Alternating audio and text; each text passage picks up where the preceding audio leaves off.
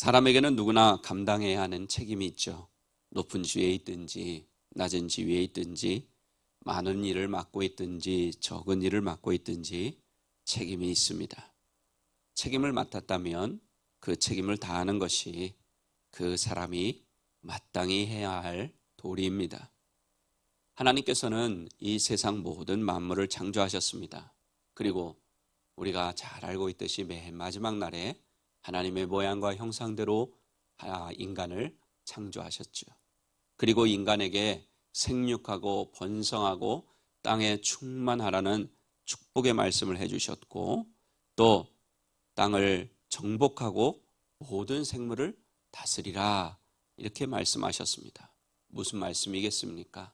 하나님께서는 사람에게 이 세상의 모든 만물을 관리하는, 잘 다스리는 책임을 맡겨주신 것입니다.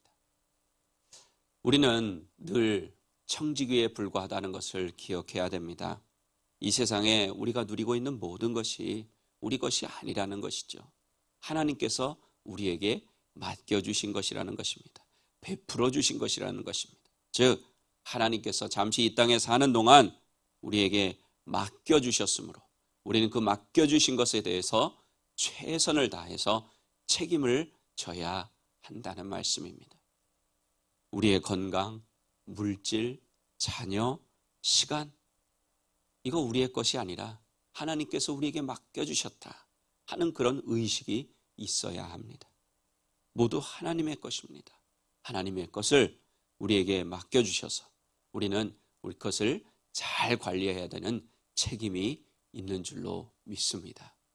그래서 저는 오늘 본문 말씀에 의지해서 책임 있는 삶이라는 제목으로 하나님이 우리에게 원하시는 삶이 무엇인지 우리에게 주시는 은혜를 나누고자 합니다. 오늘 본문을 보면 배상하라는 말이 계속 나오죠. 배상하라, 배상하라. 배상하라는 말은 책임을 지라는 말입니다. 자기 짐승을 제대로 관리를 못해서 남의 밭에 가서 먹으면 자기 밭에 가장 좋은 것으로 책임을 지라는 말씀이에요. 불을 잘 관리하지 못해서 남의 곡식이나 밭을 채우면 그것에 대한 책임을 지라는 말씀이에요. 이웃이 돈이나 물품을 맡겼는데 그것을 잘 관리하지 못했다면 또는 도둑을 맞았을 경우에 그것에 대한 책임을 지라는 것입니다. 그리고 어떤 사람이 이웃에게 낙이든지 양이든지 집짐승이든지 지켜달라고 맡겼는데 그것이 죽거나 다치거나 아무도 모르는 때 없어졌을 때 그것을 맡은 사람이 이웃의 짐승을 가로채지 않았음을 주 앞에서 맹세하고 그것을 주인이 받아들이면 배상을 하지 않아도 된다. 하지만 도둑 맞은 것이 확실하면 그 임자에게 도둑 맞은 것을 그 지키던 사람이 배상해야 된다. 즉 맡았으면 내 것이 아니라도 책임을 져야 된다는 것입니다. 결국 하나님은 자신의 것이든 남이 맡긴 것이든 자신이 책임져야 하는 부분에 있어서 그 책임을 다하지 못했을 때 그것에 대한 대가를 지불함으로 책임을 져야 된다. 이렇게 말씀해 주고 계신 것입니다. 우리가 사는 이 시대 서로 비판하는 소리는 많죠.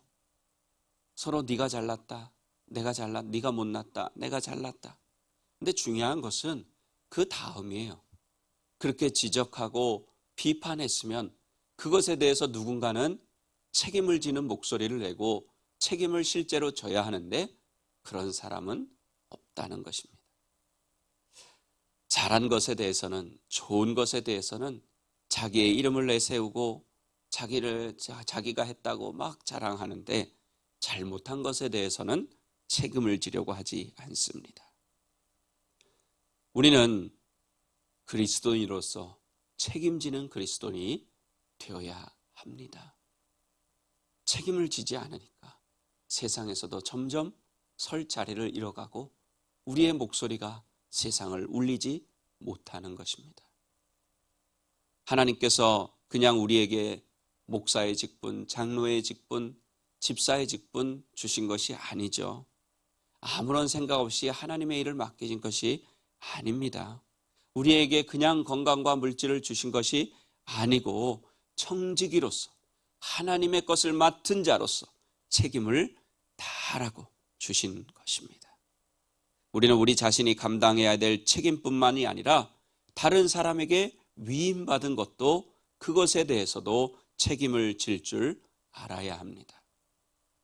사람이 살아가다 보면 다른 사람이 해야 할 일을 대신해 줄 때가 있죠. 그런 일이 있을 때도 내일처럼 책임을 다하고 그것을 감당해야 합니다.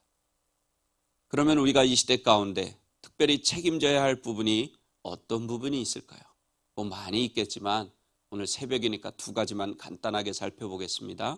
첫째는 우리가 하는 말에 대해서 책임을 져야 합니다. 이렇게 살아가다 보면 저도 그런 실수할 때가 있는데 말을 좀 쉽게 하는 분들이 있어요. 무슨 뜻입니까? 책임지지 못할 말을 막 내뱉는다는 겁니다. 말은 우리의 입을 통해서 한번 내뱉어지면 어떻게 돼요? 주워 담을 수가 없지요. 그렇기 때문에 우리는 한마디 한마디를 해도 생각하고 말해야 하고, 또 우리가 말을 했으면 그 말에 대한 책임을, 내가 손해를 보고 힘들고 어려워도 반드시 책임을 져야 하는 것입니다. 미국이든 한국이든 국민들이 정치인들 신뢰하지 못하는 이유가 무엇입니까? 말에 대한 책임을 지지 않기 때문에. 선거 때가 되면 각종 말들을 쏟아놓죠. 하지만 당선되고 나면 나 몰라라 합니다. 그러니 어찌 정치인들을 믿겠습니까? 그런데 중요한 것은 정치인만 그렇지 않다는 것이죠. 우리도 가만히 돌아보면 우리가 한 말에 대해 책임을 지지 못할 경우가 너무 많아요. 사람에게 한 말뿐이 아니라 더 중요한 것은 하나님께 하는 말에 대한 책임도 안 진다는 것입니다. 하나님께, 하나님, 제가 이렇게 하겠습니다. 저렇게 하겠습니다. 이렇게 해주시면 이렇게 하겠습니다. 하면서 하나님 앞에 한 말들, 한 약속들 얼마나 많습니까? 물론 사람이 연약해서 자신이 한 말을 완전히 100% 지키지 못할 환경이 될 수도 있어요. 어쩔 수 없는 경우죠. 그럴 때는 어떻게 해야 됩니까? 변명을 하는 것이 아니라 솔직하게 잘못했다고, 실수했다고 용서를 구해야 합니다. 또 하나님 앞에서는 회개해야 합니다. 그것이 우리가 책임지는 마땅한 삶입니다. 그리고 우리는 우리가 한 말에 대해 책임을 져야 한다는 책임의식을 가지고 말을 함부로 하지 않고 또 생각해서 말하는 훈련을 해야 합니다. 그리스도인들은 말에 책임질 수 있는 사람이 되어야 할 줄로 믿습니다.